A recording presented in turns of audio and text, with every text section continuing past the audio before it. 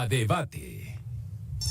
Como es costumbre a esta hora en Mega Noticias, vámonos a Debate con, y le doy la bienvenida a Eric Juárez Pineda, director de Educación Futura, y José Luis Romero, expresidente de la Unión Nacional de Padres de Familia del Estado de México. Gracias, Eric. Gracias, José Luis, por estar con nosotros. Muchísimas gracias por la invitación.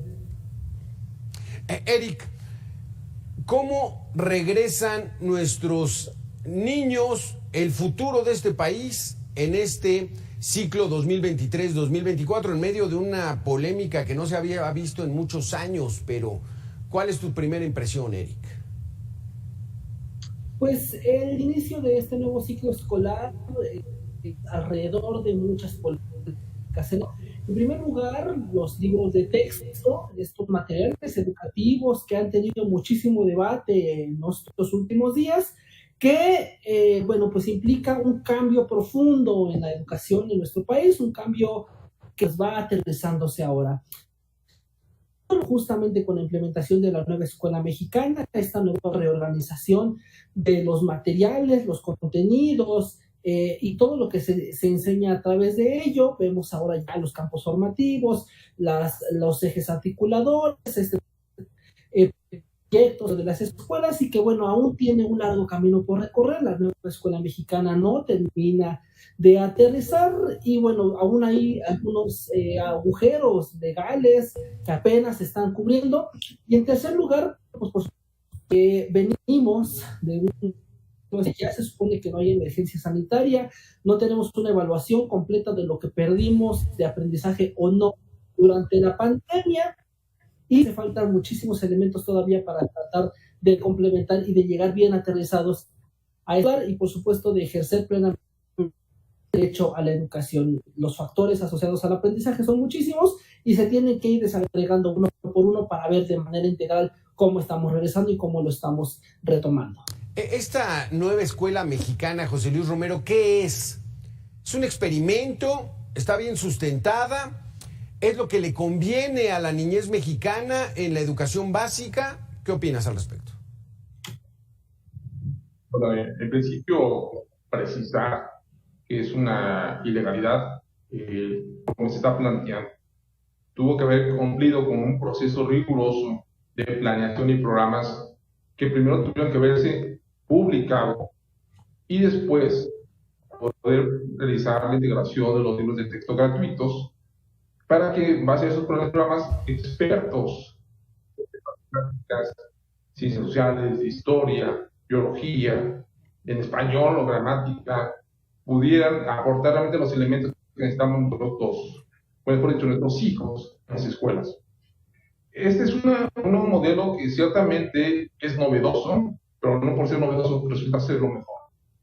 En ese sentido, ya una vez que conocemos el contenido, además de que existe un amparo que impide que se distribuya, pero una vez conocidos estos textos, nos vemos en la situación de que no superan, están sufriendo el 60-40% de los alumnos.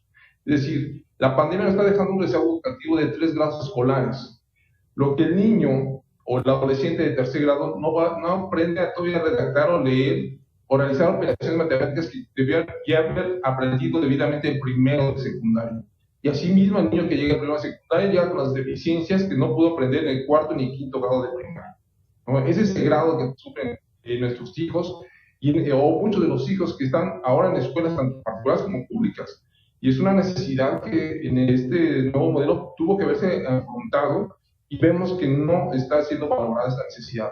Es decir, se está fragmentando el conocimiento, no se está abocando en estos grandes rezagos que son elementales conocimientos junto con las ciencias y el español, en el cual debemos reforzarlos, y para generar este reforzamiento pues se necesita un concepto integral, ¿no? Y no vivimos que esto fue parcializado en un grupo y el cual pues no está respondiendo, está dejando a un lado las matemáticas, a un lado el español y las ciencias, y mejor se dedican a resolver problemas sociales, en hacer asambleas, en proyectos comunitarios, que esto nos va dirigiendo, a lo mejor lo vamos a comentar más adelante, nos va dirigiendo hacia una educación, pues que es que no ha sido muy exitoso.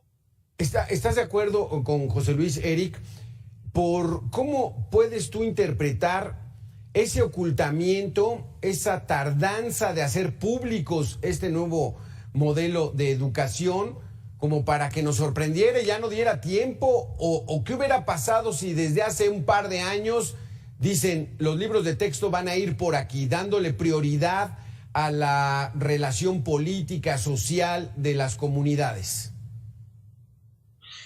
La Ley General de Educación, en sus artículos 24 al 26, si no mal recuerdo, señalan que los nuevos materiales educativos y todo lo que se esté implementando en las escuelas públicas del país tendrán dos elementos: el plan de estudios y el programa de estudios. El plan de estudios surgió hace más de un año. Ese ya lo teníamos en revisión, lo teníamos más o menos ahí contemplado. Y bueno, y esto nos daba un panorama y un de lo que vendría en los programas de estudios. Los programas de estudio nacieron después de los libros de texto, esa es una falta que hubo, pero lo que también sí hubo fue un amplio debate y consenso, por así decirlo también, porque de repente había infiltración de los etcétera, sobre discusión de estos contenidos. Durante 2020, 2021, la Secretaría de Educación Pública, a través de la Dirección General de Materiales Educativos, convocó en todos los estados una serie de foros para la discusión de los nuevos libros de texto. También lo que se debe ver ahora es que, si bien si hay una disminución de algunas materias como matemáticas, sobre todo, por ejemplo, la redistribución de estos contenidos ahora es diferente. Ya no vemos ahora español, matemáticas, ciencia, historia, tradicionalmente se veía en las escuelas, sino estará abordando a través de los campos formativos.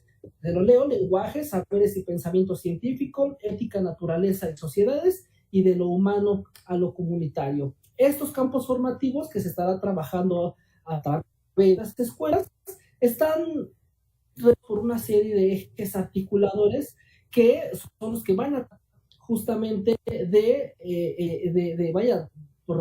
articular todas las materias y que en nuestros proyectos se estén abordando estos grandes. Esta discusión de los libros de textos también tiene que ver, por supuesto, con una fuerte carga política e ideológica y también una carga social.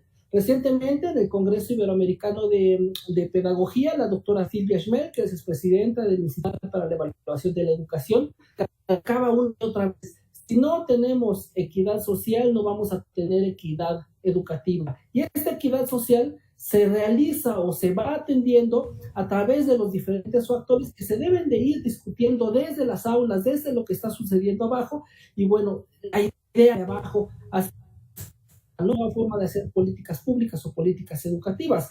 Esta discusión en materia educativa se supone, al menos el papel que tiene que llevar estos lineamientos, pero bueno, el reto mayor va a ser justamente cómo se va a aterrizar en las aulas, y el problema es que no existe un lineamiento cercano con los profesores, claro, con los técnicos, ni tampoco del Sindicato Nacional de Trabajadores de la Educación, quien debería velar por los derechos de sus agremiados.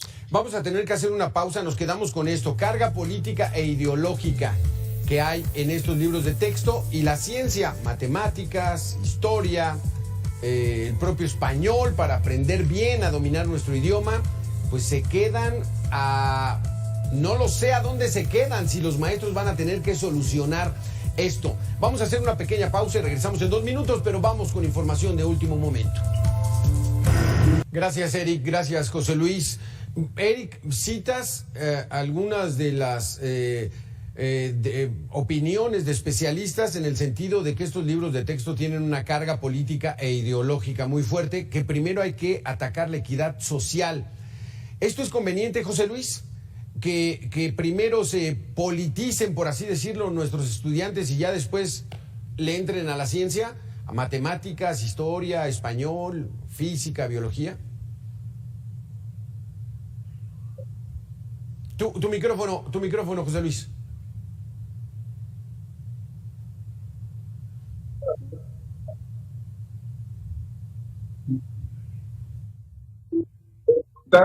El centro de la educación debe ser el sujeto, la persona.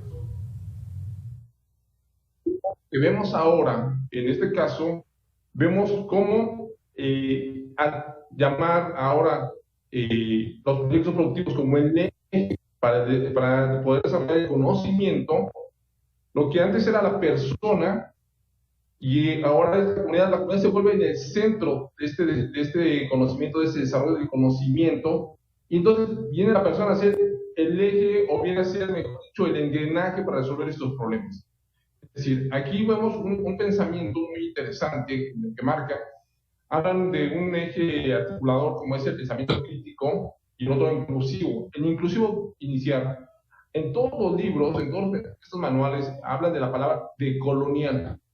Y así como se escucha, hablan de un opresor y un oprimido. O sea, bajo ese criterio se van a analizar los problemas.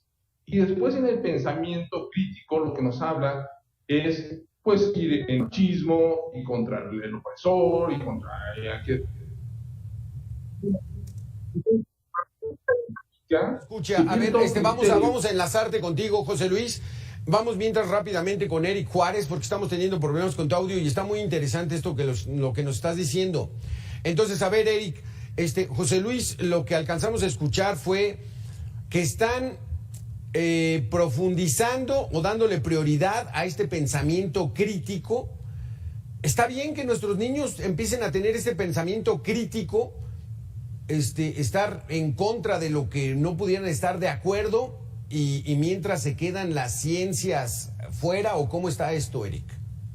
Y yo creo que sí es, tener pensamiento crítico no creo que sea estar en contra de todo lo que se enseña. Tener pensamiento crítico es tener racionalidad, tener sus propios pensamientos, ser observadores de la realidad, etcétera. Eso yo lo veo muy bien, y que indudablemente genera esta polémica justamente por aquello teórico, ¿no?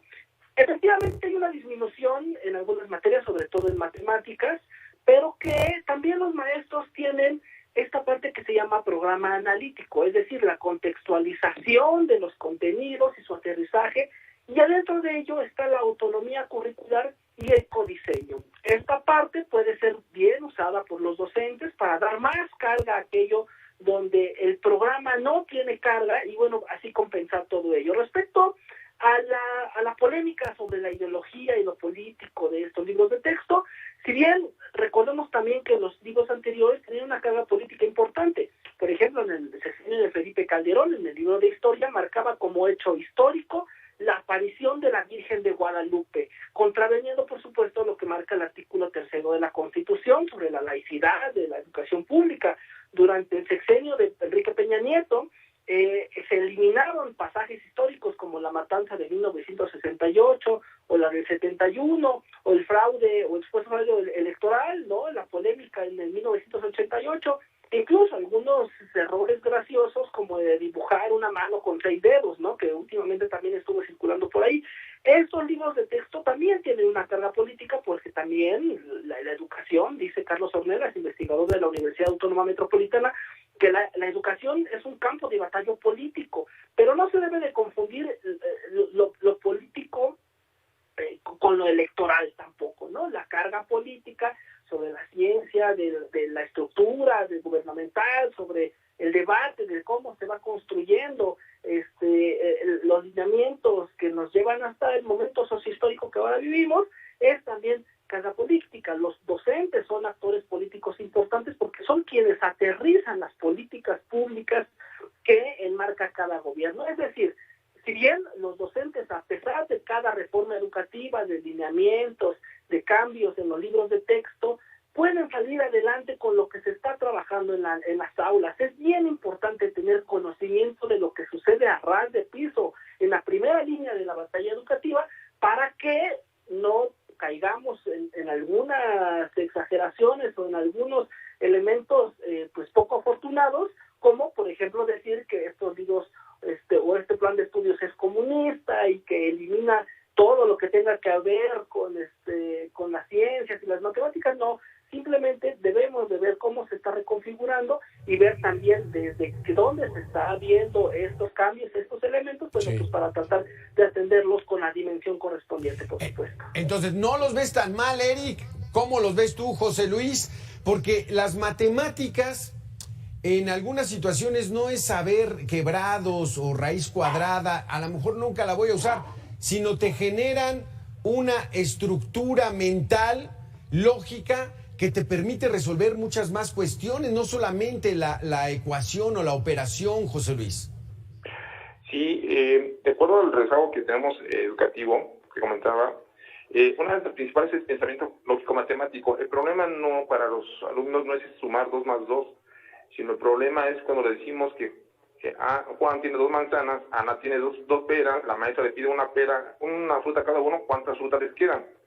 Entonces, si ese no lo pueden ya comprender y entonces desarrollar y resolver el problema.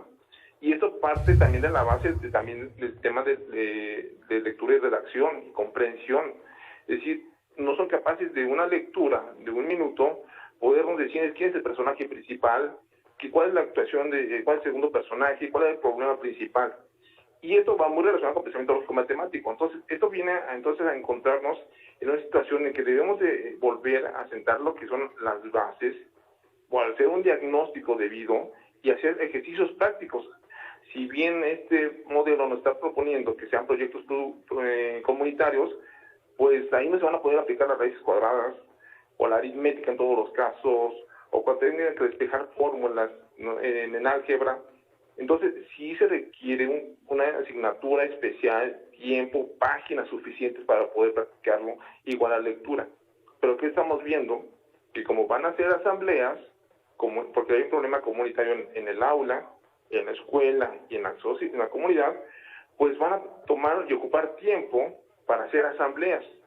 Entonces no van a tener tiempo para poder estudiar matemáticas, español o las ciencias que se requieren para después cursar, ya sea terminando la secundaria, la preparatoria o la universidad. Entonces el fracaso no va a ser para los padres, va a ser para nuestros hijos. Y si nosotros hablamos que queremos dar una mejor herencia, por eso nos preocupamos en este momento.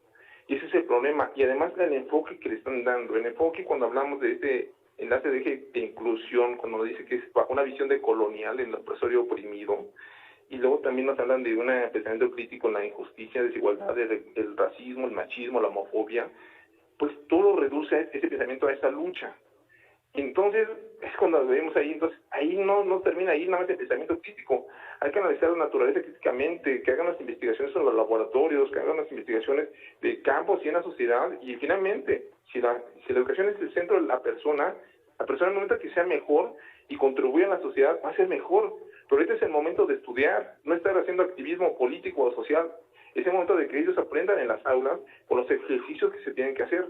No decimos que los libros de texto que se van a aplicar ahora de 2022, 2023, no necesiten mejorar. Claro que necesita mucho mejorar, pero sí se necesita de especialistas y realmente una metodología. Y eso es lo que estamos nosotros por eso analizando y por eso proponemos incluso ya líneas y manuales para apoyar a los maestros que puedan dar una mejor educación a nuestros hijos. Sí, Eric, porque carreras como ingeniería, arquitectura, física, actuaría, por citar solo algunas, requieren de la profundización en el manejo y el entendimiento de las matemáticas. Y entonces, si eso lo estamos dejando para más adelante, pues a ver cómo les toca a estos chamacos comprender esa esencia tan compleja que representan las matemáticas de fondo. Con esto regresamos, Eric, vamos a hacer una pequeña pausa de 2 minutos y volvemos.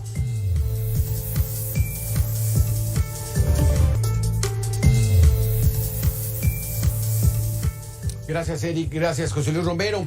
En Guanajuato, autoridades educativas analizan la posibilidad de elaborar cuadernillos de apoyo para los maestros y que le den una mejor educación a los alumnos. Jorge Camarillo, tienes el reporte, adelante.